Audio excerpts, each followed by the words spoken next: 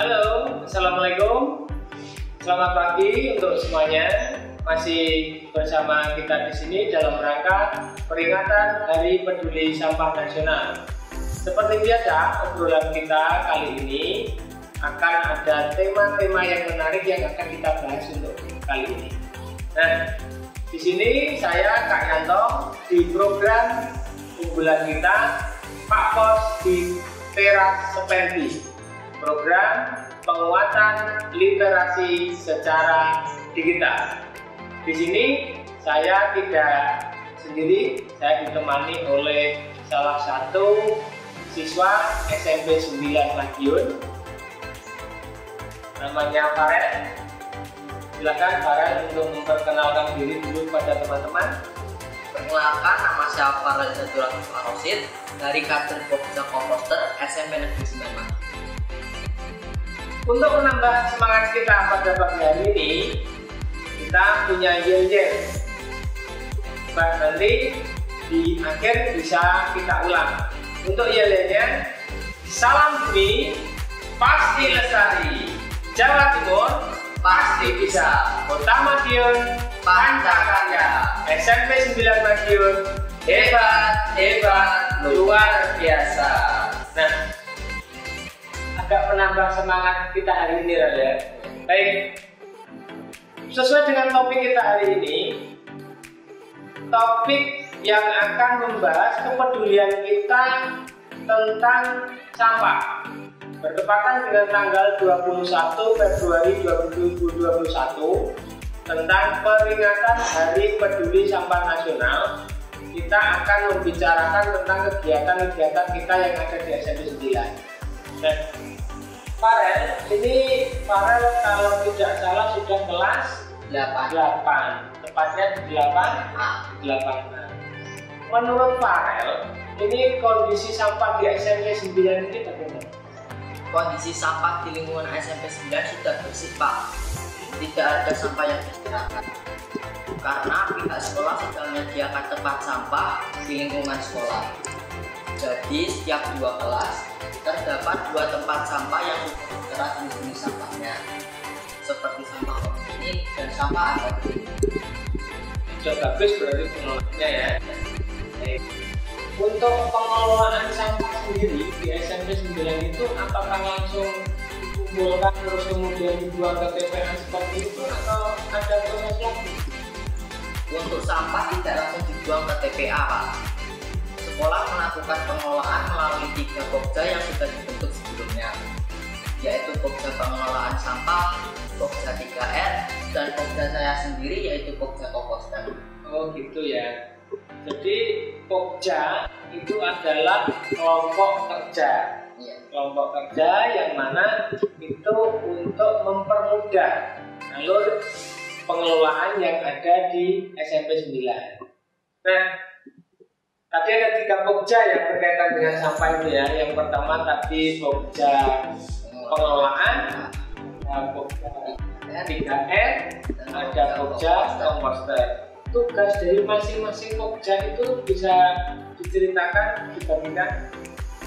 Untuk Pokja Pengelolaan Sampah bertugas memisahkan sampah dan melakukan penimbangan.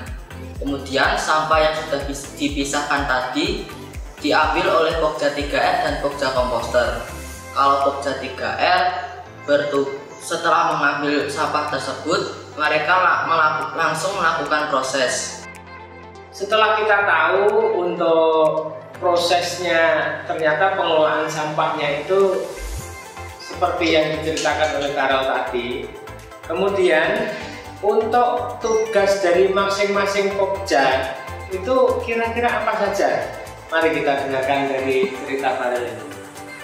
Untuk Pokja Pengelolaan Sampah bertugas memisahkan sampah dan melakukan penimbangan.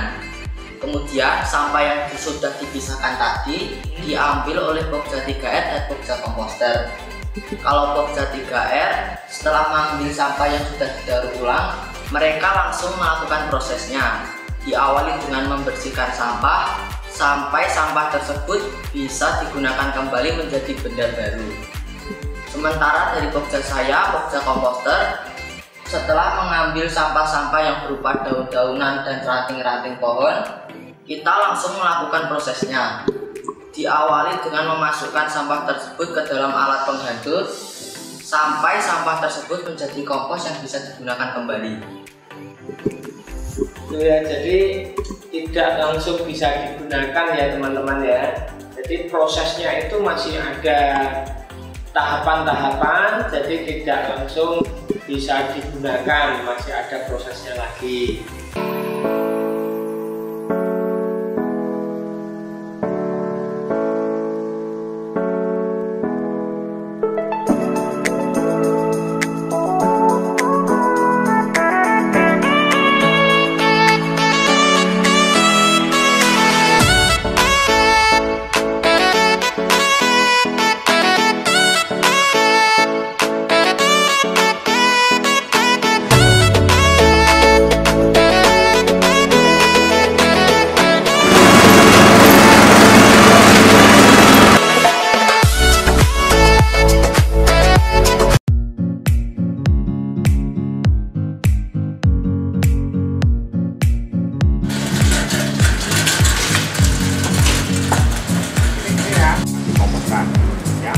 Yang kedua, bahan dasarnya dari apa?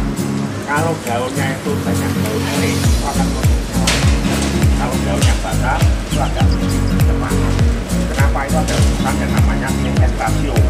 C itu kan daun-daun yang warna coklat itu identik analognya dengan kita menambahkan namanya urea, pakai pupuk kimia tinggi. Tapi karena cari urea saja, kita pakai NPK Mutiara.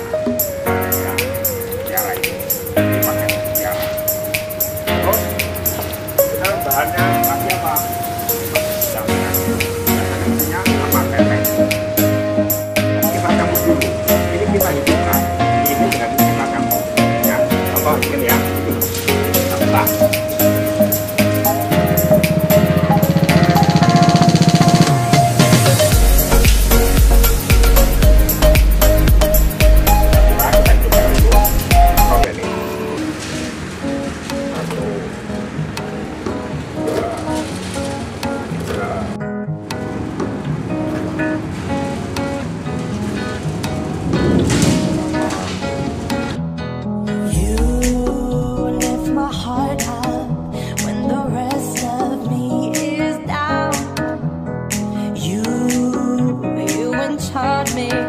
Even when you're not around. If there are boundaries, I will try to knock them down.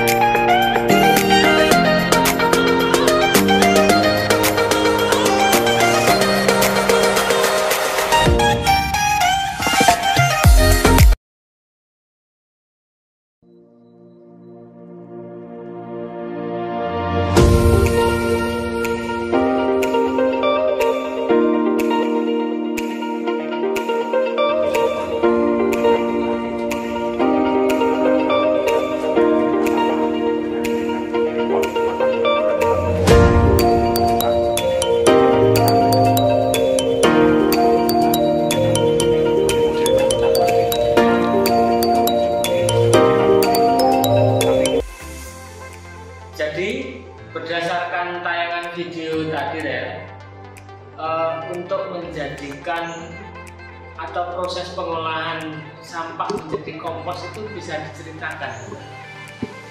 Diawali dari mengumpulkan sampah yang sudah dipisahkan oleh Pokja pengolahan sampah.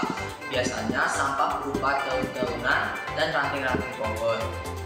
Kemudian sampah dimasukkan ke alat penghancur supaya sampah tersebut hancur atau terpotong-potong. Siapkan tong berukuran besar yang mana bagian bawah dilapisi tanah setebal 20 cm. Sebelum sampah dimasukkan ke dalam tong, campurkan gula merah yang sudah dicairkan dan cairan EM4. Kemudian masukkan sampah ke dalam tong yang sudah disiapkan tadi. Tumpukan sampah biasanya memiliki tinggi 1,5 meter. Tujuannya untuk mencegah kestabilan suhu di dalam tumpukan sampah tersebut. Bila terlalu tinggi, suhu yang ada di dasar permukaan tanah tersebut akan menjadi panas. Dan sebaliknya, bila terlalu rendah, panas yang ada di dalam tumpukan sampah tersebut akan cepat menghilang, sehingga proses pemumpukan atau pengomposan akan memakan waktu yang sangat lama. Sampah tidak boleh terlalu dipadatkan bagian atasnya, usahakan cembung di bagian tengah. Tujuannya supaya tidak tergenang air waktu turun hujan. Bila tidak turun hujan, kita juga harus menjaga kelembapannya dengan cara menyiram kompos tersebut supaya matang kompos tersebut merata. Itu Pak prosesnya. Iya. Jadi prosesnya tadi ya lumayan ya. Jadi dari daun yang sudah kering, dari ranting-ranting kecil, itu ternyata ada proses pencampuran bahan-bahan juga ada ya. Iya. Tapi gula merah, memang bahannya gula merah itu? Iya, yang gula merah yang sudah dicairkan. Oh, dicairkan dulu. Iya. Jadi ternyata manfaat gula merah itu tidak hanya untuk memasak, tapi juga untuk membuat pupuk itu bisa ya ternyata ya. Tapi ada cairan EM4. EM4 itu apa sejenis mikroorganisme? Oh gitu ya. Jadi itu mungkin bisa didapatkan di mana itu? EM4 di toko-toko. Di toko-toko. Oke. Jadi tidak kesulitan nantinya mencari mikroorganisme yang namanya EM4. Nah, jadi sebelum kita akhiri untuk obrolan kita dengan Farel yang ya dari apa ya, dari obrolan kita ini saya menangkapnya itu banyak ilmu yang kita dapatkan. Nah, tadi sudah kita dengar cerita Farel yang pengalamannya berada di kader Adiwiyata SMP 9, utamanya di kader Pokja Komposter. Di Hari Peduli Sampah Nasional ini, mungkin Farel ada yang mau disampaikan kepada teman-teman, silakan. Nah, teman-teman, kita sebagai generasi penerus bangsa, kita harus peduli dengan sampah minimal di lingkungan kita sendiri, seperti di lingkungan rumah atau di lingkungan sekolah, dengan cara membuang sampah pada tempatnya, memilah sampah, dan mendaur ulang sampah tersebut supaya bisa dimanfaatkan kembali. Luar biasa ya penjelasan Farel untuk pagi hari ini, pesan yang sangat bermakna sekali untuk kita lakukan. Jadi sampah berserakan itu karena kita kurang peduli.